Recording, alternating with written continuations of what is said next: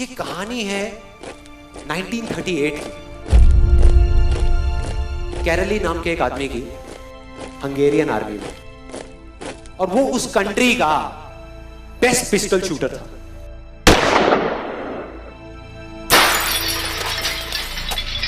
जितनी भी national championships हुई थी उस कंट्री में, उसको वो जीत चुका था।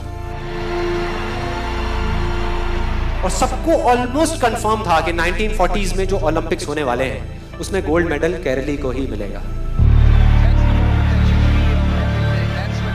और उसने सालों से ट्रेनिंग करी थी। उसका एक ही सपना था, एक ही फोकस था कि मुझे अपने इस हाथ को दुनिया का बेस्ट शूटिंग हैंड बनाना है, बेस्ट बनाना है, बेस्ट बनाना है। और वो कामयाब हो गया, उसने बना लिया बेस्ट शूटिंग हैंड। सिर्फ 2 साल का फर्क था। 1938 में एक आर्मी का ट्रेनिंग कैंप चल रहा था। क्योंकि वो आर्मी में था तो एक एक्सीडेंट हो गया। उसके उसी हाथ में जिससे उसने गोल्ड मेडल जीतना था, उसमें एक हैंड ग्रेनेड फट गया और वो हाथ चला गया। जो उसका सपना था, जो फोकस था, सब खत्म।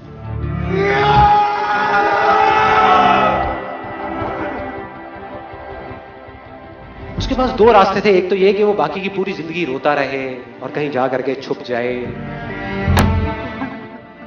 या अपना जो गोल था जिस पे उसने फोकस किया हुआ था उसको पकड़ करके रखे। तो उसने फोकस किया उस पे नहीं जो चला गया था, जो उसके पास नहीं था। उसने फोकस किया उस पे जो उसके पास था।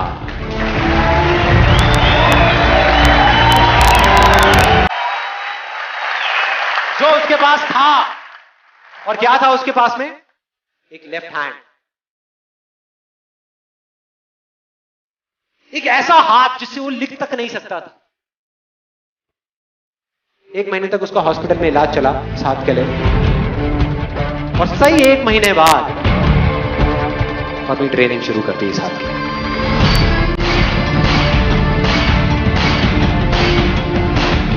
ट्रेनिंग के 1 साल बाद, मतलब कि 1939 में वो वापस आया। नेशनल चैंपियनशिप्स हो रही थी वहीं पे हंगरी में, और बाकी भी बहुत सारे पिस्टल शूटर्स थे वहां पर। उन्होंने जा करके उसको कांग्रेचुलेट किया।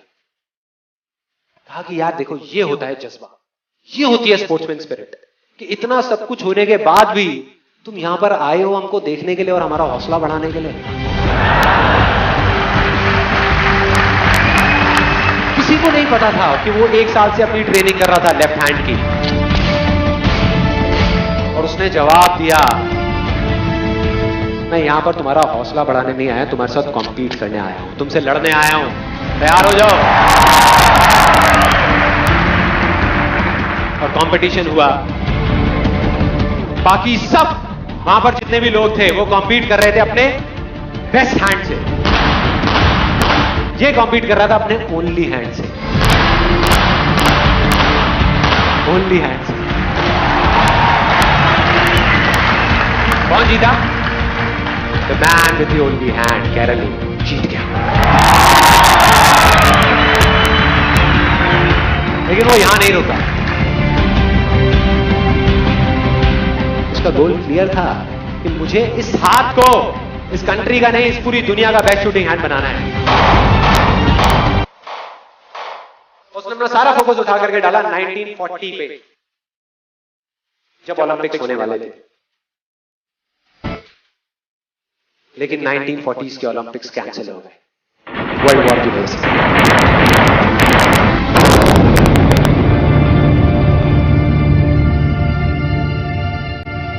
उसने अपना सारा फोकस उठा करके कहां डाल दिया?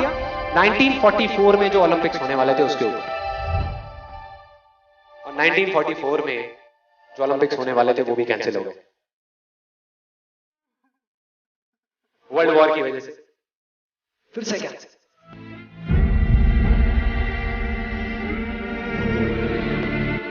उसने अपना सारा फोकस उठा करके डाल दिया 1948 के ओलंपिक्स में। 1938 में उसकी एज थी 28 साल। 1948 में उसकी एज हो चुकी थी 38 इयर्स। और जो यंगर जो प्लेयर्स आते हैं निकल करके, उनसे कॉम्पीट करना मुश्किल होता चला जाता है। लेकिन मुश्किल नाम का ये वर्ड था ही नहीं उसकी डिक्शनरी। वो गया, पूरे वर्ल्ड के बेस्ट शूटर्स आए हुए थे जो अपने बेस्ट हैंड से कॉम्पीट कर रहे थे, और ये अपने ओनली हैंड से कॉम्पीट कर रहा था। और कौन जीता? The man with the only hand.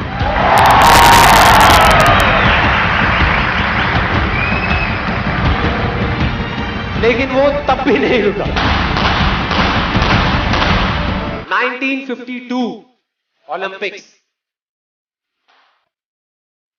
दोबारा कॉम्पीट किया उसने,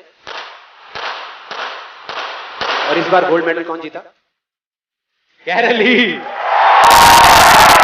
4 साल बाद दोबारा से, और पूरी की पूरी हिस्ट्री को बदल करके रख दिया ओलंपिक्स। इस पर्टिकुलर कंपटीशन में उससे पहले किसी भी एथलीट ने लगातार 2 गोल्ड मेडल्स नहीं जीते।